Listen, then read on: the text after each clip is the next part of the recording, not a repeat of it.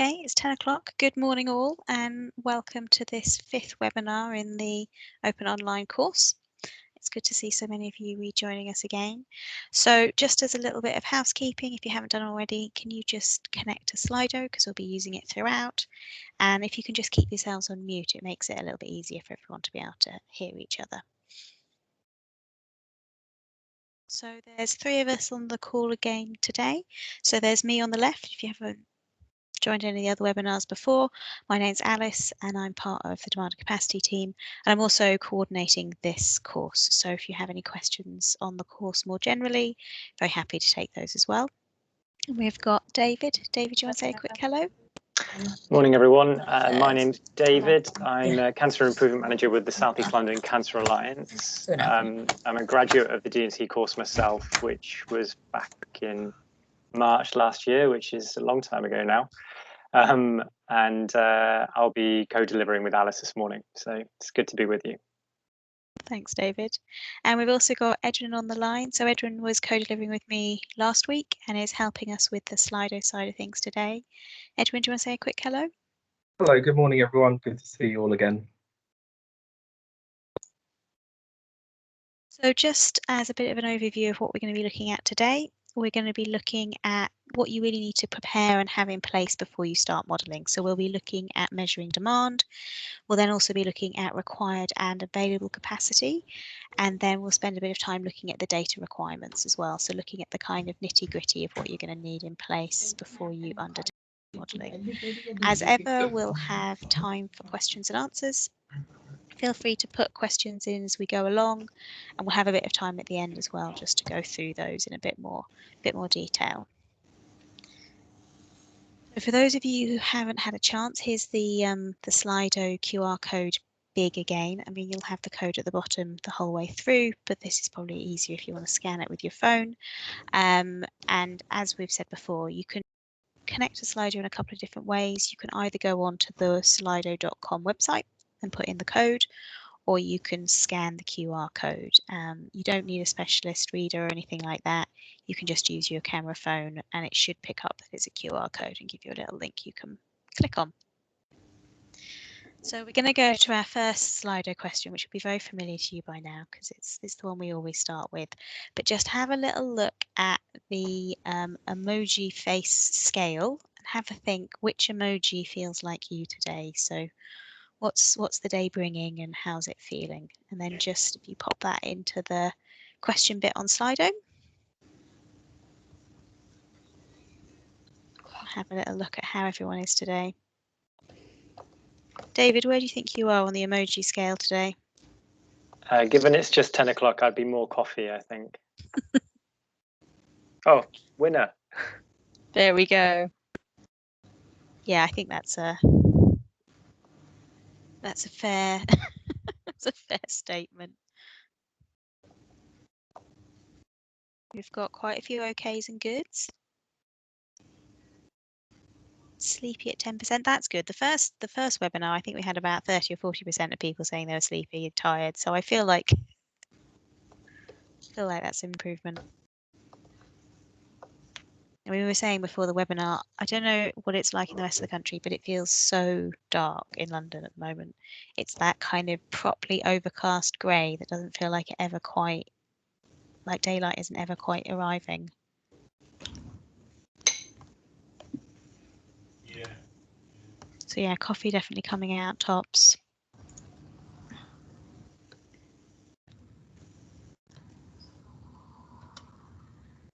A few people on the so-so, it's fair enough. We all have those days when you wake up and it's just like you're not feeling it. Especially when the weather's like it is today. Yes.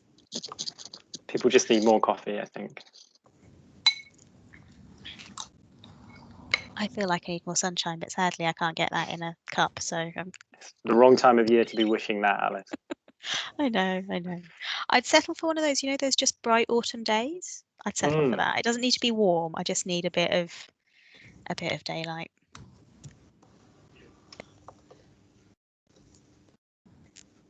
Okay, thanks a lot, guys.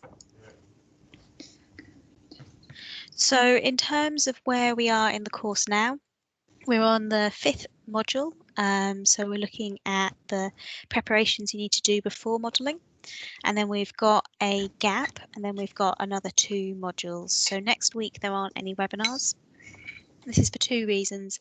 One, we're aware that actually in terms of those of you who are doing projects at the same time, what you need to do from the output of this is actually quite a significant bit of work. So when you're looking at collecting your data and really kind of interrogating what it is you're going to use and put into the model, that's not an insignificant bit of work, and we didn't want to rush on to the next step before you'd had a chance to do that.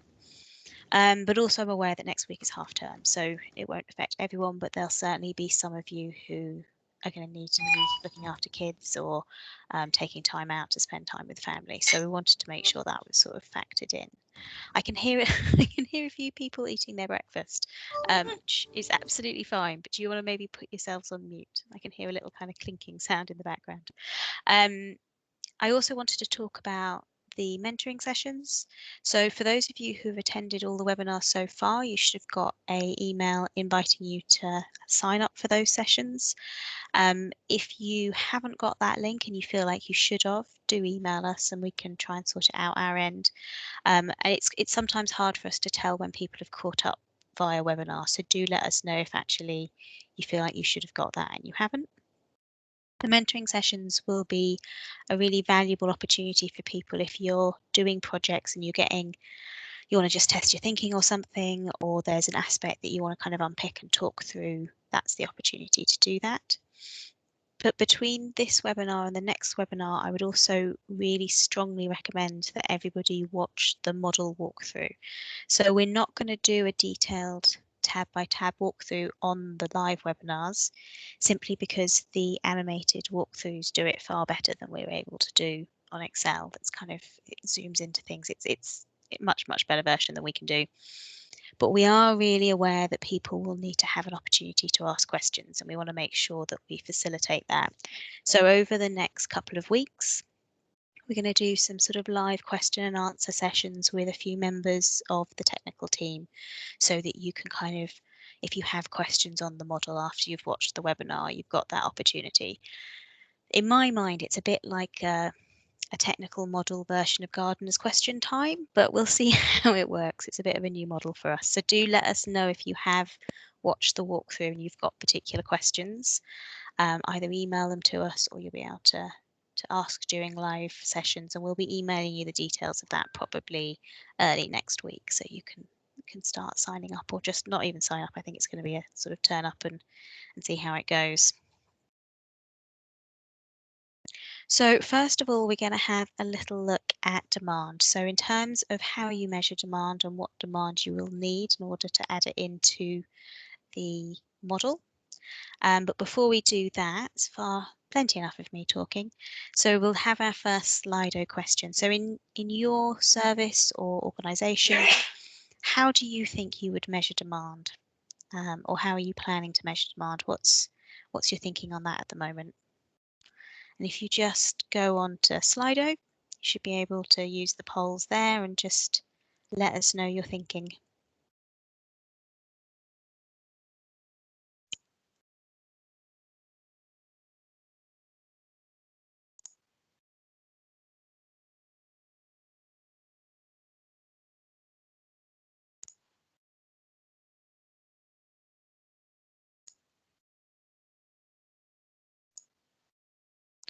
Referrals coming up big and bold.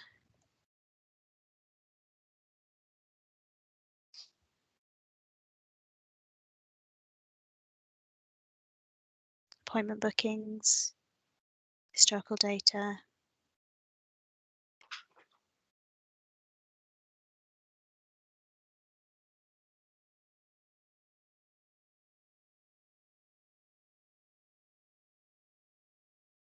Waiting lists, absolutely.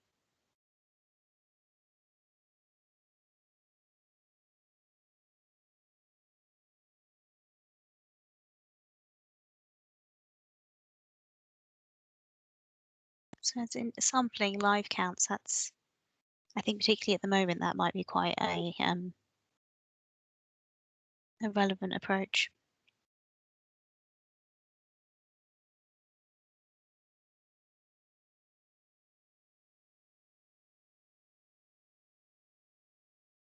I mean, referrals is by far coming up the biggest, and there are also, I'm seeing other ones, so referral to treat, volume of referrals, so there's accepted referrals, look at the referrals, so there's lots of sort of different versions of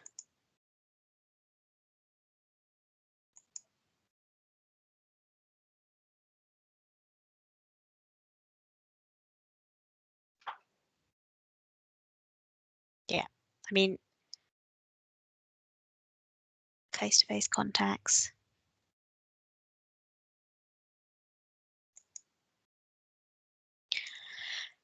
Fundamentally, though, I think the vast majority of you have said referrals, and that's reassuring. It's always, and that is pretty much exactly what we use. So we use referrals into the system as our demand measure. It was very gratifying for me not to see activity in there, because I think that is a common misconception, although actually one that we don't come across as much. So when we first started delivering training regularly as part of this team, which was about, for me, was 4 years ago, the idea that demand and activity were interchangeable was a lot more common. So people used to say that quite often, and it seems to be happening less and less. So I feel like that's got to be a win. But yeah, so what we're looking at here is the demand capacity basics, so looking at the mismatch in required and available capacity, and longer and larger waiting lists being longer patient waits. So if you think back to the work we were doing with the ideal waiting list last week, it's about kind of unpacking the metrics and the data that you need to use to kind of fill in the gaps there. So just before we go any further, we've got a quick glossary. So demand is the totality of requests for a service, irrespective of the source of the demand. So you're absolutely right. Referrals is effectively what we're talking about here.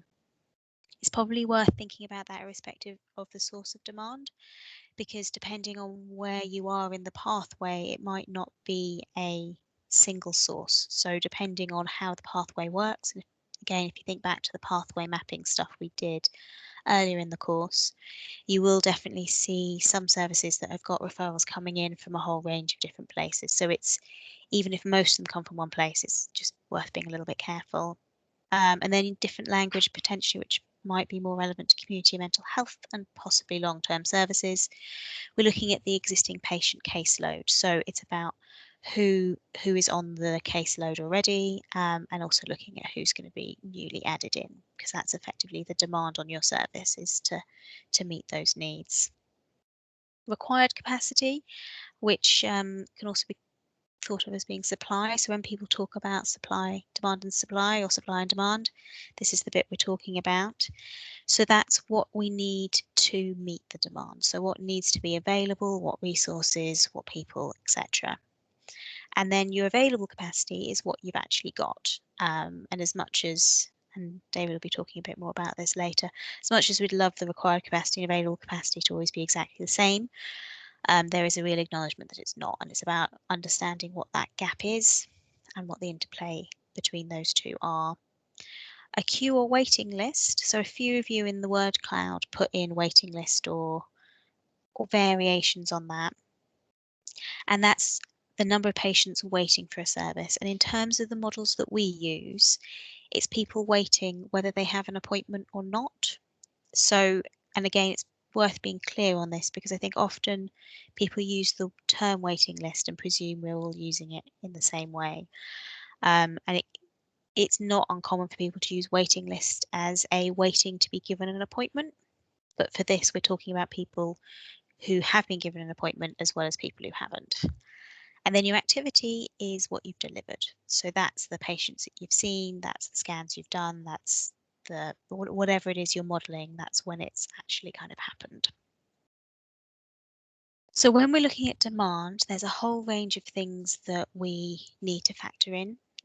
So we're going to be looking at pathway mapping, which we did earlier on in the course. So there's lots of bits in the course that sort of weave into when you're looking at demand. And as I said, that really feeds into understanding your different demand pathways, so your different kind of sources of demand as you go through.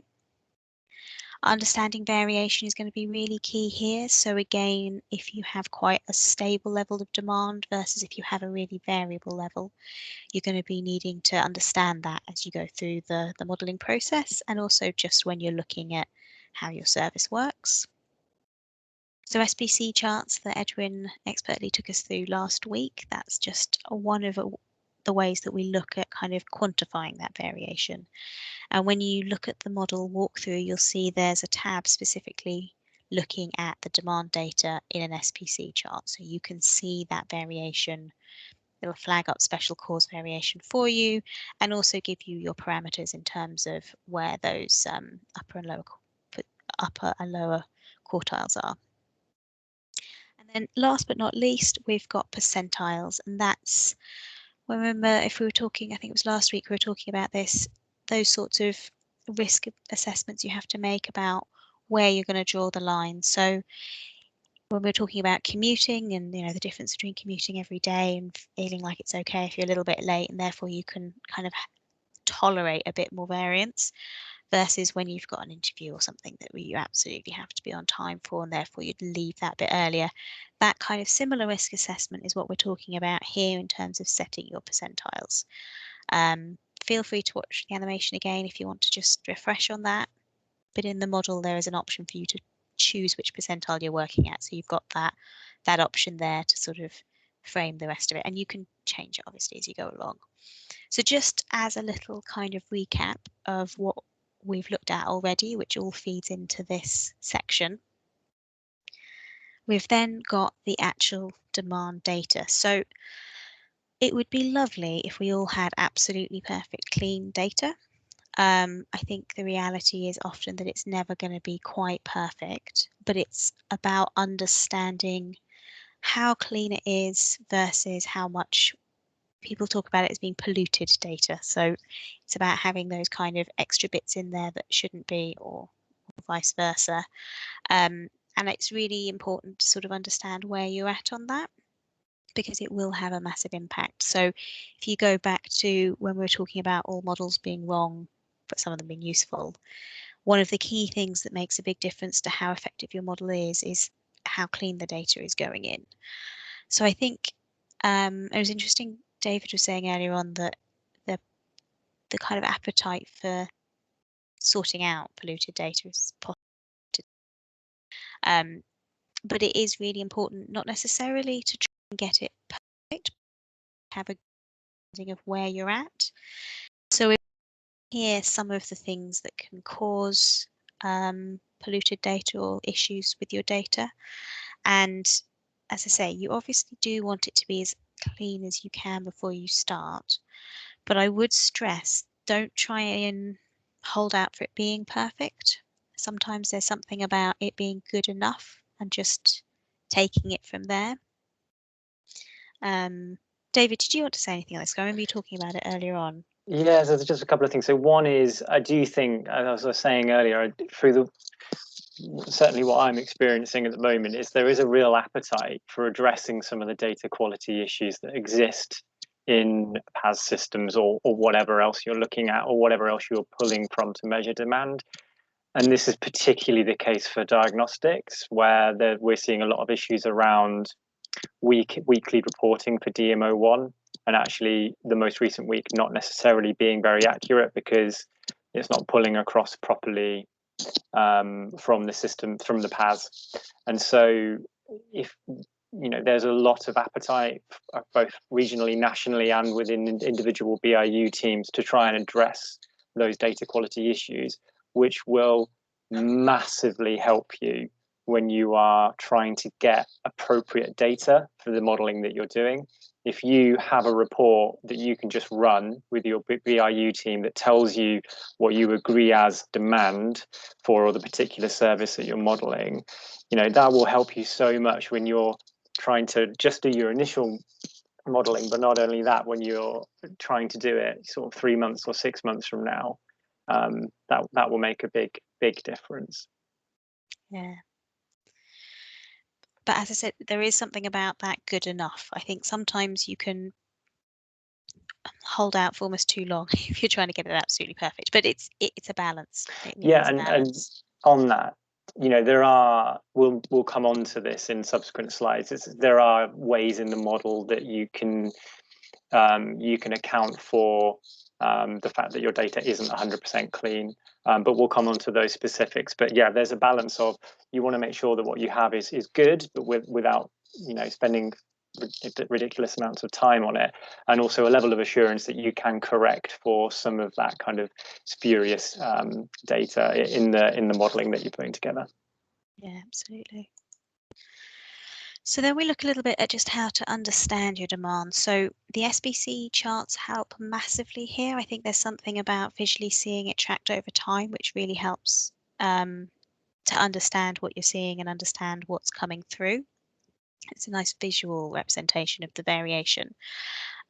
We would say that you should have at least 52 weeks worth of data, so you can enter up to 3 years worth of data into the model if you've got it, which is great.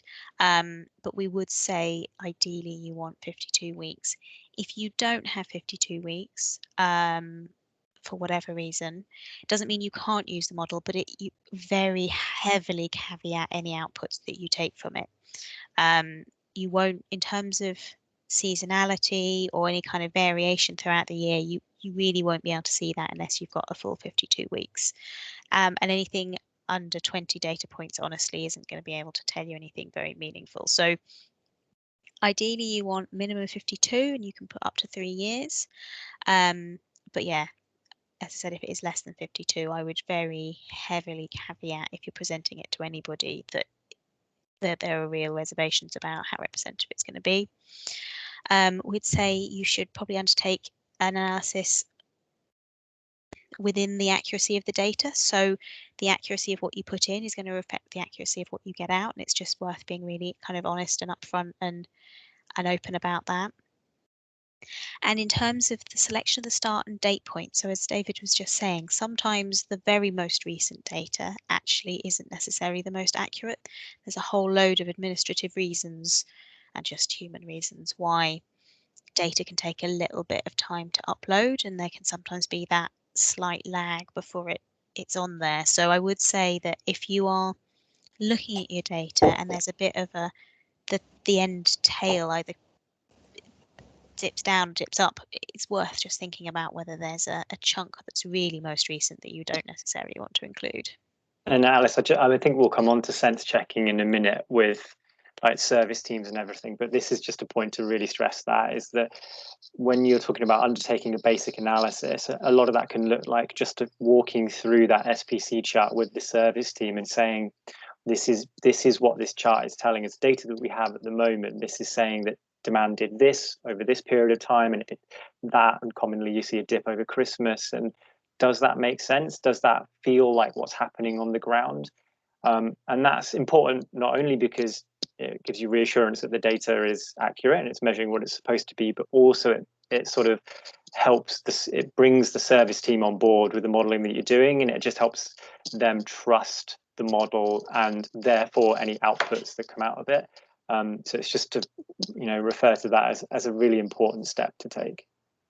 Yeah, absolutely. And when we were looking at SPC last week, and you had those like things being flagged up as being special cause variation. Special cause variation isn't necessarily a problem, because as David said, you often do get a dip at Christmas, or there might, depending on the seasonality of your service, you might have quite distinct seasonality, or you might have very subtle seasonality. But your people who are working in the service will be able to tell you whether that looks right or not. They'll be able to see it and go, oh yeah, okay, I can understand why there's a spike there, because for instance, school nursing teams, obviously the school terms have a massive impact into how they operate and the sort of demand they see. There's a whole range of things that can factor in, and people who are living and breathing the service will be able to look at that and go, oh yes, that looks right, or no, it doesn't. And then that's when we get into that detective bit where you need to slightly sort of dig around and figure out what's going on. I would also say having that involvement and buy-in early on is going to be really beneficial for you as you go through the whole process, because if people who are in the service don't recognize the data, they won't accept the outputs, and actually you're then kind of on a hiding to nothing in some ways. I'm seeing David nodding away. Yeah, big time, big time. I honestly can't stress how important that step is. So that's just a bit of an overview of what you need for your demand data. So you'll need your referrals for 52 weeks, preferably, or even longer if you've got it. And then you kind of take a look at the SPC chart to really sense check what that's telling you. Just as a little flag, obviously, historically, what a 52-week period has looked like and what the next 52 weeks will look like could be two quite different things at the moment. And we talk quite a bit about using historical data and that being what we model from. And obviously with COVID, things are quite different at the moment. So just as a reminder, we have got the last module at the end where we will be looking at how you can still use that historic data quite usefully, but also unpicking some of the pitfalls. So we will look in more detail at that. We're not going to go into a huge amount here because I don't want to model the issue, but just to kind of remind people there is that module at the end. And if you're actively doing it already, do have a look at the pages on Future NHS around modelling during COVID, because there's a lot of information there that can support what you're doing as you go through. So that's the demand side of things. We're now going to have a little look at the capacity side of things. Cool. So I will walk you through these slides. So if we move on to the next slide, please, Alice. Thank you. So capacity. This is it's can be roughly broken down as this sort of formula. So the required capacity you need is equal to the demand adjusted for the variation, which we've just gone through with Alice, minus patients that you're removing because they're not ever going to use capacity. So this is your ROT rate, or removals other than treatment, plus any internally generated demand. So that would be DNAs who you need to rebook. So just to summarize that again, you're taking your initial demand in that you've measured based on the data that you've collected. You're correcting for any demand within that data set that doesn't use capacity, so your removals other than treatment, and then you need to add on anything like rebookings because of DNAs and so on. And that's how you would get that's how you would measure the required capacity needed. And there's an example there for saying the number of first outpatient slots is equal to the referrals in for an outpatient or an appointment minus any, say, duplicate referrals, which is your removals other than treatment, and then you're adding on those that need to be rebooked because they didn't turn up or they cancelled at short notice or something. So next slide, please. So this is kind of a walkthrough of that. So you start with demand, which is what we've measured from the data, and then these two boxes are what you are taking off that demand. So your removals other than treatment, or your non-attendance, but the slot is reusable, so NASR, and that patient's being discharged. So they've cancelled, they don't want their appointment, but they've cancelled within enough time for you to still use that slot for another patient. And once you've accounted for that, you then get the clinical slots that are required. But within that, you also need to account for any patients who are not attending and the slot is lost, i.e.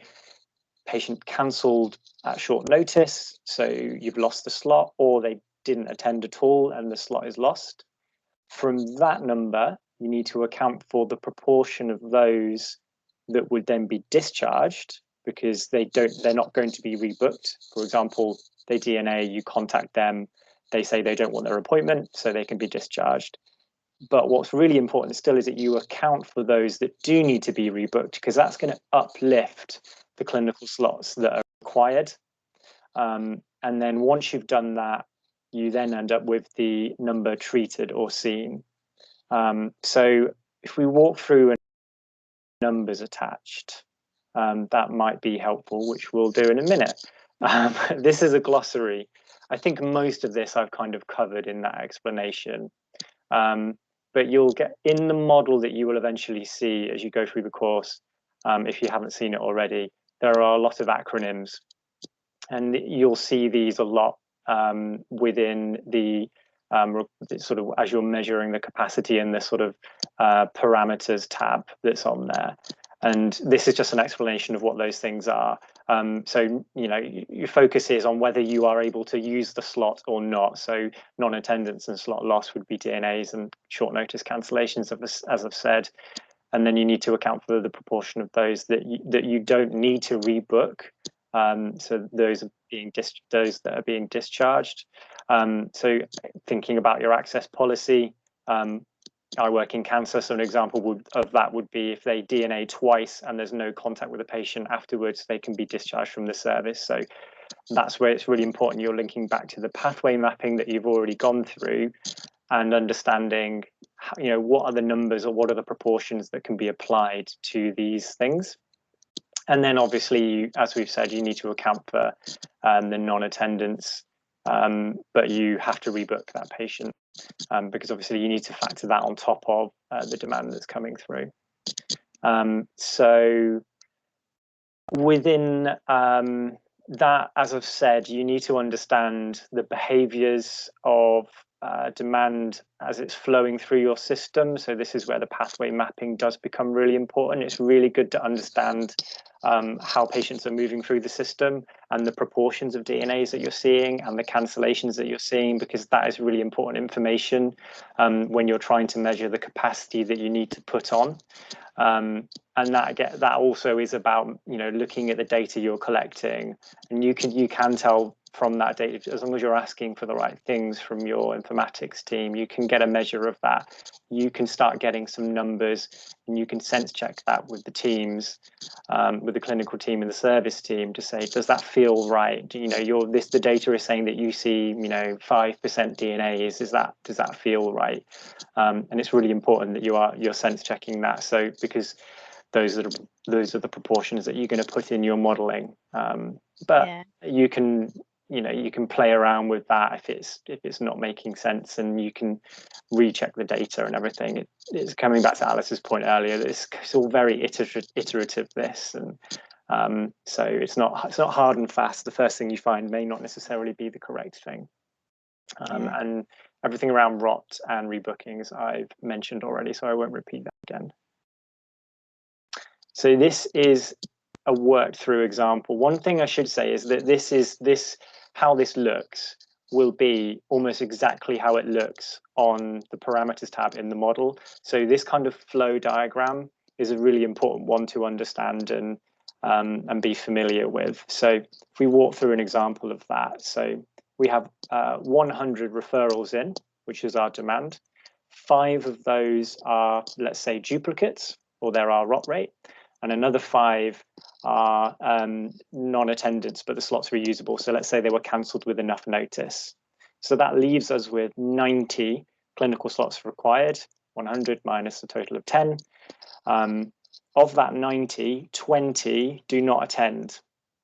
And of that 20, 5 can be discharged, which leaves us 15 that need to be rebooked, which then if you add to the 90 gives you 105 clinical slots required. Of that 105, you end up with 85 needing to be treated or seen, because again, there's roughly about 20 that are not turning up. So this cycle going around, clinical slots required, non-attendance, slot lost, rebooked, that's a really important element to be aware of and have an accurate enough figure around within your data set, because that is ultimately will lead to your final figure of the number that needs to be treated or seen, which is the activity that you're putting through. So the clinical slots required, 105, is what you would need to be putting on in order to be seeing through 85. So hopefully that makes sense. I'd say that this is one of those areas that is slightly counterintuitive. So I think the principles and theory of demand and capacity is none of it's very hard, to be honest. The theory isn't hard. The doing it is a whole nother matter. The theory isn't.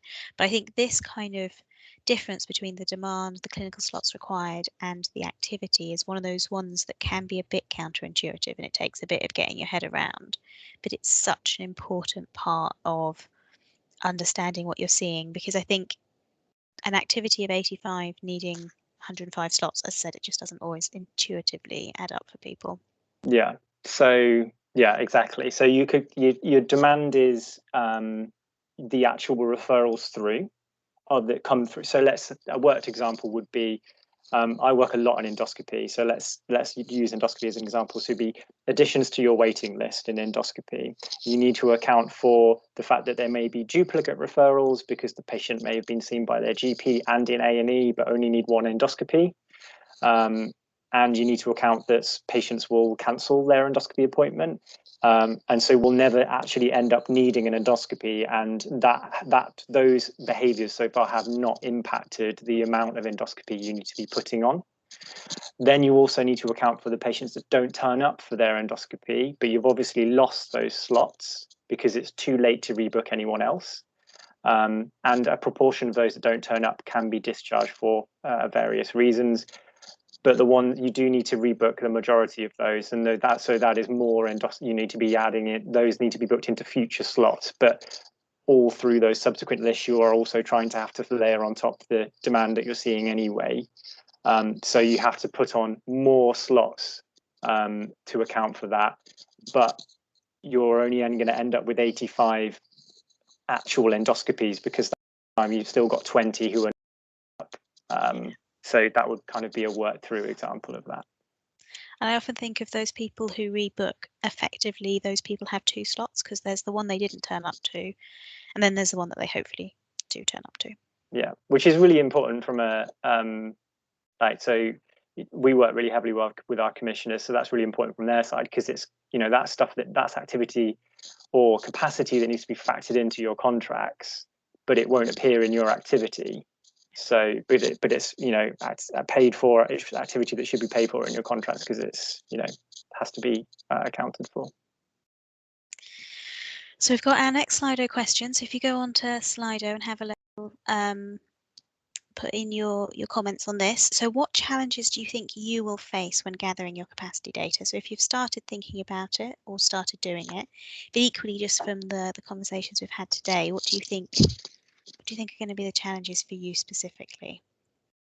I'm aware we have a few commissioners on the course, so I think this is for you if you're not thinking that you will be gathering data yourself.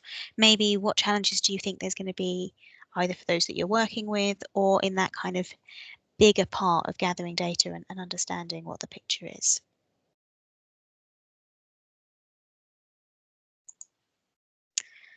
Oh, data quality is coming up big and large. Definitely. And that is a completely legitimate challenge because, by far and away, one of the biggest problems, because first of all, you have the question of, well, where do you get the data from? Is it the right source? Are you accounting for everything in that? But inevitably, you will find problems with that data set. And that just requires a bit of patience to spend time understanding what exactly you are looking at. Is it capturing everything? And then as you dive into that, what are the holes, how many duplicates, all of that. I would stress it's probably quite worth being fairly familiar with pivot tables. It's just the easiest way to try and ask those sort of questions of the data you've been sent. So we've got accuracy, which is probably kind of part of the same thing. There are some interesting specifics in here. So accurate DNA and lost slots. I think that is one that people find difficult. Yeah, and actually, I've had to resort to anecdotal kind of evidence for that, and it's become a bit of an iterative kind of, if you're putting a DNA rate of X amount, but your outputs from modelling don't quite make sense, then you need to refer back to some of the areas of your modelling where you have made bigger assumptions, and just a little sort of nod to the notes tab within the model for that you'll see is that it's really important that you are recording where you make bigger assumptions than you do elsewhere in your modeling for exactly that reason. Yeah, I often say that the notes tab is, I think, the most important tab in the model. I mean, it's the simplest because it's just literally somewhere to put notes, but if you don't have a record of those assumptions and where you've got the data from and all the rest of it as you go along, then it's very difficult to hand over or to explain to others. Emergency referrals is a very interesting one. again, that is a bit of a problem, and not very often. If you look at waiting lists, especially for diagnostic services, that it's not the same data set. That is where you just need to work with your BIU teams and see if they have a workaround for that, because I've not come across a BIU team yet who can't find a way to solve that. Is they can merge the data sets. So and this is going back to some of the other things I'm seeing around availability of data, access to the right data, all really legitimate concerns and worries. But it's not necessarily your job to be collecting this data so much as sense checking and ensuring that it meets the needs of the modeling. This is, really do stress developing that relationship with the BIU teams, whether they're at provider trust or CCG level or whatever. There is an inordinate amount of data flying around the system. So it is extremely rare that there would be no data for something that you're measuring. It's just a question of who has access to it and who can send it to you. And again, I would really encourage having a conversation about exactly what is and isn't included. So we've certainly had people who've put a lot of time trying to find out what their rate is, only to find out that their analytics team has removed it before giving it to them. Yeah.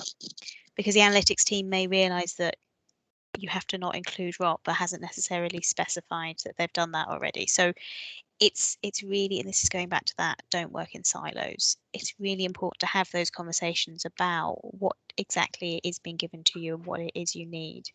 And vice versa, if you're in a data team and you're producing data for others, just, unpack a little bit and unpack what it is that you're sharing, so you've got that shared understanding of it.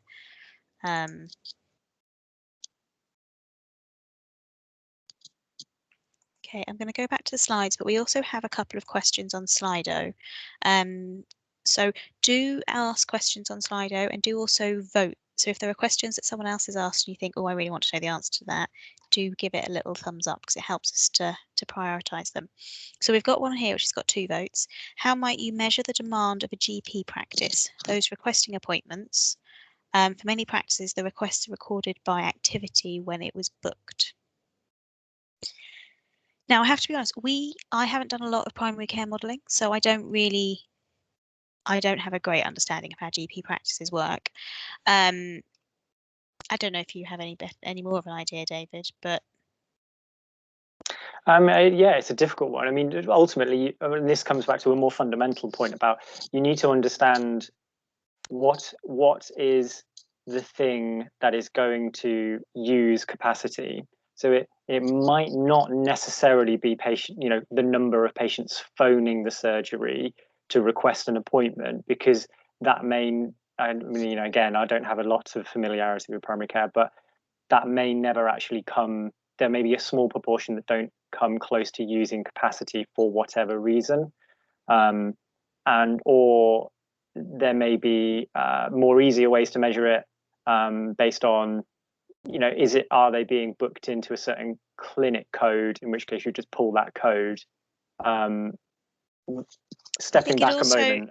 Yeah, going back to the pathway mapping, it probably also depends on which bit of the service you're modelling to a certain extent, because wherever you have a capacity need, to be honest, you could potentially model just the bookings team and the demand on their time to make bookings, or you could be looking at the GPs. So I would say that depending on which bit, it's just about kind of narrowing down exactly what it is that you are modelling. If that doesn't answer the question, feel free to put in a follow-up question or book in a mentoring session, and we can kind of go into that in a bit more detail. We've got one more which has got 3 kind of thumbs ups, and then which is Alice, my service is only 6 months of business as usual operation pre-COVID. Would you suggest modelling on just those 6 months or on 12, which would include 6 COVID months? So what I would recommend is put the full 12 months in, but maybe, so there is the option in the model to put seasons in. So I would probably mark pre-COVID as one season and post-COVID as another season, so that you can kind of look at the difference between the two. But I would put the data in for the full 12 months. I'm going to move us back onto the slides just because I don't want us people will need to leave at 11 o'clock, and I don't want us to not get through them, but we will have more time for questions at the end.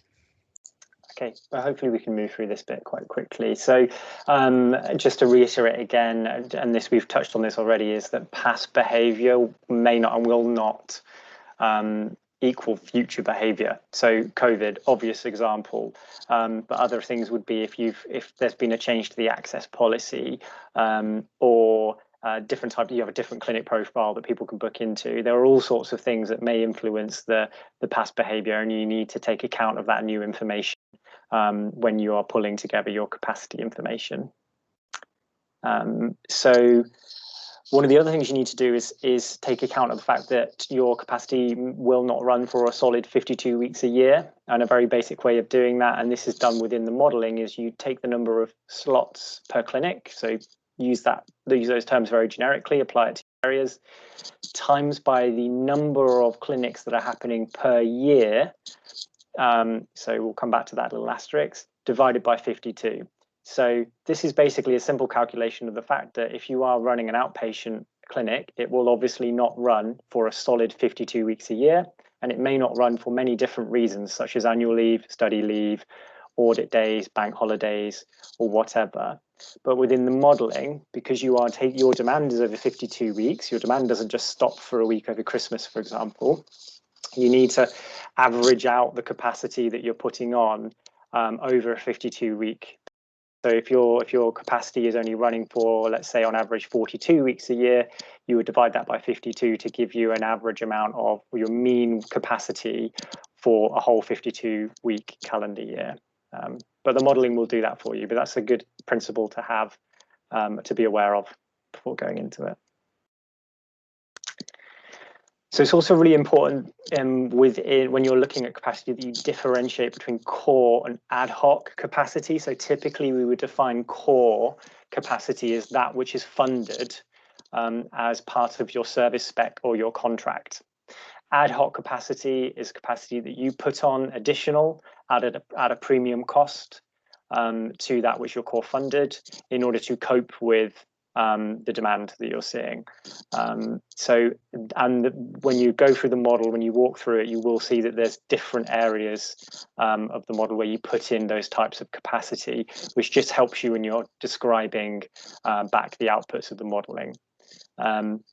It's really important that you have these sense checks when you're going through your understanding of capacity as you're putting it through, because lots of things may change and there may be different, not actually be, and that could be for many reasons, and there's just a few examples there.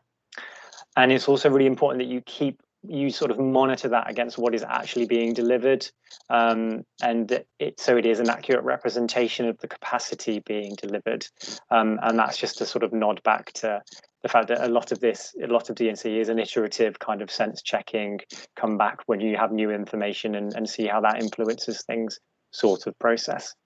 Yeah, and on the outputs of the model, you'll see that the core capacity and that plus cost capacity is coloured slightly differently. So again, if you're sharing the outputs with people, it can be quite useful to highlight that it is the cost implications of increasing one or the other is quite significant, and that's something that I think shouldn't be overlooked. The other way that I have seen it used, although not as much, is using the ad hoc capacity to account for student placements. So when you know you're going to have a bit of additional capacity in the form of student placements, but you don't necessarily know where it's going to fall over the year, that's another option.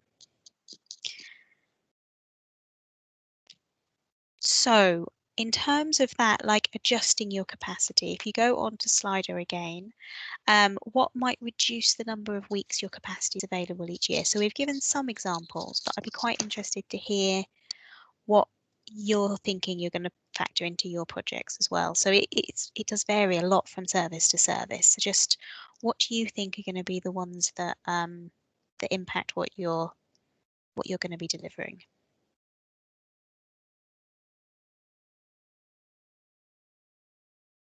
And just while people are doing that, I'll have a little look at the questions.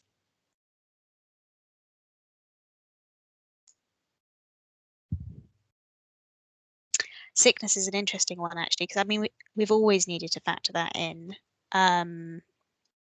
But with COVID, I think the rates have really shifted for obvious reasons. And it is one that, again, if you haven't factored it in, it can kind of come and bite you.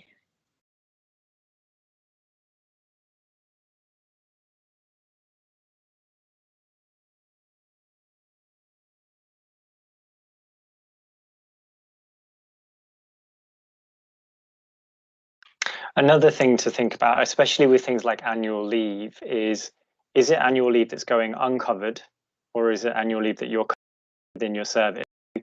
The thing you want to come back to is, will the capacity run? Will the clinic run? And so you don't want to remove from your calculation anything that will be run because you're covering by, you know, colleagues cross-covering one another. But something you do want to factor in is that cover coming at a premium cost? In which case you'd factor that more into kind of the ad hoc capacity side of it. So it adds to that narrative of, well, we're able to provide X capacity via what's funded in our contract, and Y capacity through, you know, additional premium payments. And some of that is providing cover because there's, you know, not enough baseline capacity to also be cross-covering. And also, if you, the flip side of that with annual leave is if your team is expected to cover others, that's potentially time that your resources aren't going to be available. So it's just about having that as clear a picture as possible in terms of actually what the availability is. People are sometimes surprised how few weeks you have left, but I think that's kind of why it's useful, because if you're presuming that more weeks are available than actually they are for very real reasons, your calculations could be way out. Commonly we see, so if you're looking at, typically if you were measuring capacity on, say, like a consultant job plan, and you would base that on, say, 42 weeks of a year running based on things like study, professional leave, annual leave, whatever, and that there's very little cross cover, that's a very hard thing for clinical teams to kind of understand, is that there is effectively 10 weeks of lost capacity in a year because of this, which doesn't make, you know, when you hear that, first off, it doesn't make sense, because you're like, there's no way 10 weeks just disappears, but it does add up. And you can look, I mean, we've looked through sort of drop lists, and it easily adds up to 10 weeks of lost activity in a year. So, you know, that's where, you know, referring back to the data you've got and having the trust in the modeling process and people sort of trusting what they're seeing is really important as well. And that helps other conversations around, oh, well, maybe we should be providing more cross cover, and which will just help with delivering more capacity to the system. I'm going to go back to slides. This is always an interesting one as well. So if you are delivering something only on Mondays, you are going to be massively impacted by bank holidays in a way that you might not be if you deliver on a Thursday. So I don't want us to run out of time to look at the data requirements, because I know this is kind of the nitty-gritty stuff for quite a few of you. So as I say, you're going to need data for a year. The way that it's entered into the core model is that you're looking at it summed up per week. So you're looking at the total number of referrals per week for a period of up to 5 years. Oh, I said 3 years earlier on. It's either 3 or 5. Apologies for not. I'm now not sure. I think that might have been changed to 5. I think it used to be 3. Capacity information for your service. So having a really clear idea of what clinics are running and what the appointment slots are. Understanding which patients have been removed from your waiting list before booking, and then looking at your non-attendances. And then the waiting list size, as I said, it's all of the patients waiting to be seen, whether they have an appointment booked or not. And then what we're looking at here is that sort of like that pathway. So you've got potentially things flowing into more than one place, but also things flowing from more than one place. So it's really, if you're wanting to look at the theory of constraint side of things, which we talked about earlier on, quantifying that flow is really important. So on the example we've got here from first outpatients, we're looking at 30% of first outpatients flowing into diagnostics. But for each one person who flows into diagnostics, 1.1 appointment will happen. So that doesn't mean that people have part of an appointment. What it means is effectively 1 in 10 people will need 2 appointments. And then you've got 40% going into follow-up.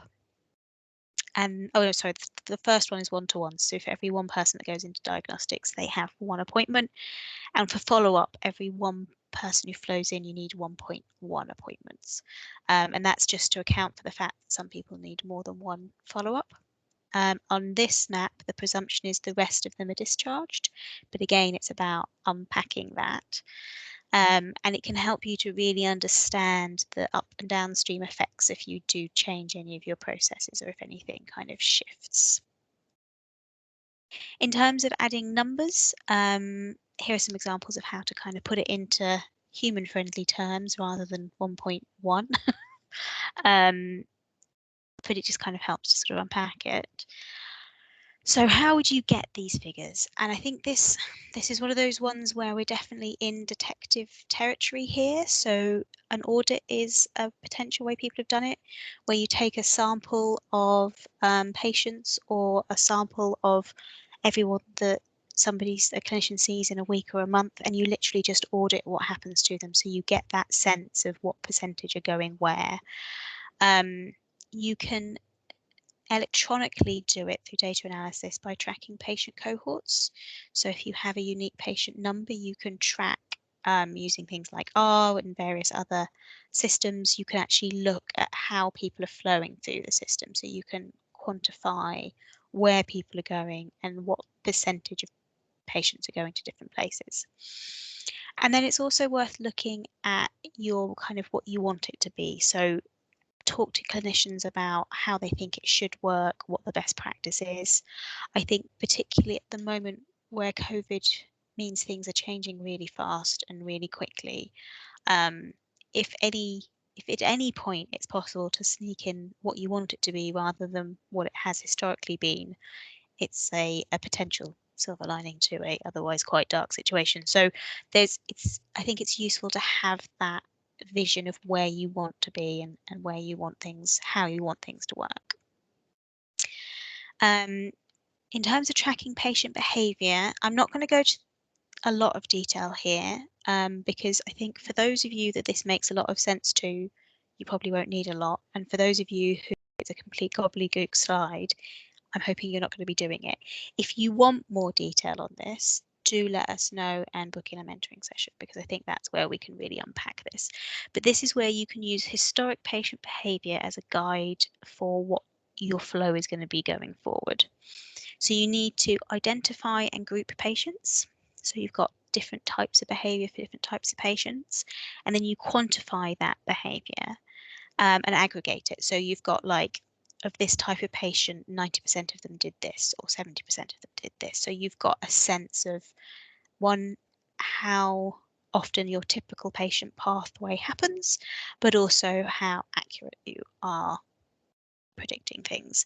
So here's just a little example of what you might be looking at. So you've got your 3 groups and then your patient IDs, and you've just got a kind of literally a track of where people go next.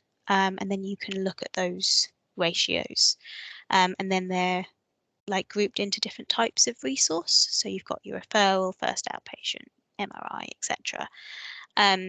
This is going to be a really collaborative piece of work between operational and informatics staff. You're definitely not going to be able to do this on your own, but it can give you some really valuable data on what's happening in your service. Again, if you want more guidance on this, do get in touch, and we're happy to sort of help you to go through that a little bit. Now, I'm aware that people have been liking away on Slido, so I'm just going to unshare the slides for a minute, if I can find the right bit, and go through some of the Slido questions that we've got. So, how does this apply when the pathway requires multiple contacts, not just one? Not clear that what covers this. So for multiple contacts, you can factor it in 2 main ways. So where I had that one patient going in sees 1.1 patient going out, or contacts. If you are effectively looking at a service where people go in, are seen a certain amount of time and then discharged, you put the ratios in, and that should give you your kind of multiplier. If what you're talking about is a caseload where people are seen every week or every year, every 6 months on an ongoing basis, so it's not that after they've been seen X number of times they're discharged, you're expecting to continue to see them over a long period of time, then you're looking at the kind of caseload modelling that we do in the high complexity model, which does calculate it slightly differently.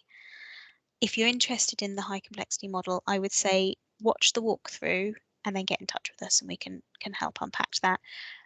In our experience, most people start with the core model and the vast majority of people only use the core model. I mean, David, I don't think you've used the high complexity either, have you?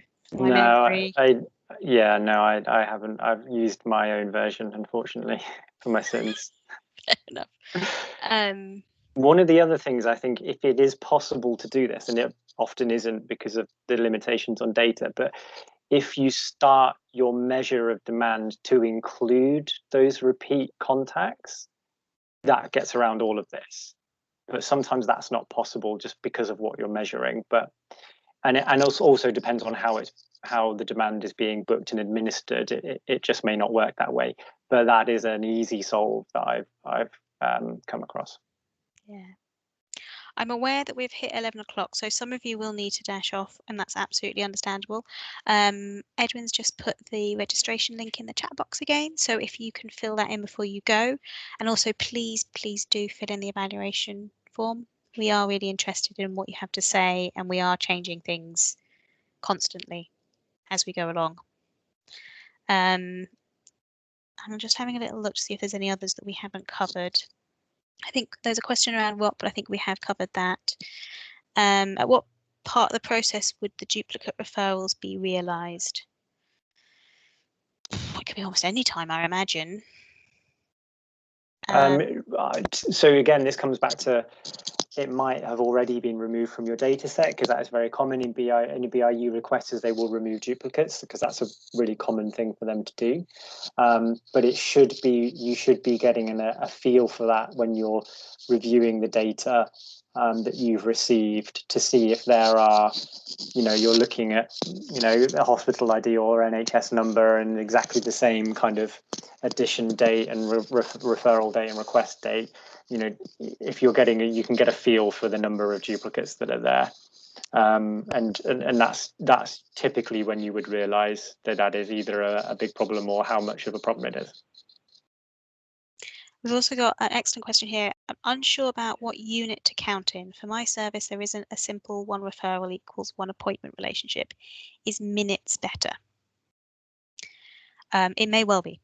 So the model allows you to choose what unit you use. It can be patients, minutes, or points. And certainly for quite a few things, minutes is potentially a lot more accurate. It also gives you the option to put in different modalities. So for instance, scanning is the classic one. So if you are booking people in to use a scanner and they have, depending on what's being scanned, they need a different number of minutes, you can put that in. So you can put in, this is going to be 20 minutes, this is going to be 30 minutes, and then it will calculate it for you in minutes.